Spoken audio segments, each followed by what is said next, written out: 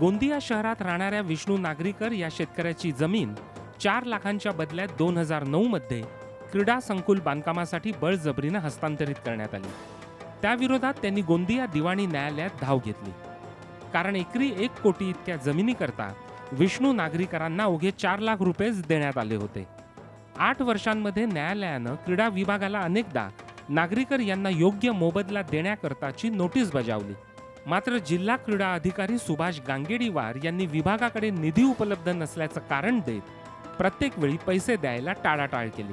त्यावर न्यायालयानं जिल्हा क्रीडा अधिकारी कार्यालयातलं साहित्य जप्त करण्याचे आदेश दिले।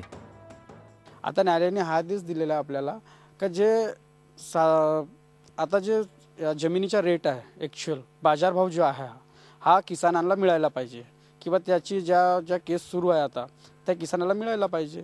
तर आपल्याला शासनानं न्यायालयाने असा आदेश दिला की जर बाबा हे आमच्या वेळोवेळी पत्र दिल्यावर काही कारवाई करत नाही म्हणून तिथला जप्ती करण्यात यावा असा आदेश दिलेला आहे। त्या आदेशाप्रमाणेच आपण आज क्रीडा संकुल जिल्हा कार्यालय याच्या सामानांची जप्ती केलेली आहे। दरम्यान विष्णू नागरीकर यांना लवकरच पैसे देणार असल्याचं जिल्हा क्रीडा विभागानं सांगितलंय। कोर्टाने आदेश दिलेले आहे की यांची जी रक्कम आहे वाढीव मोबदल्याची 31,36,501 रुपये हे त्यांना देण्यात यावी।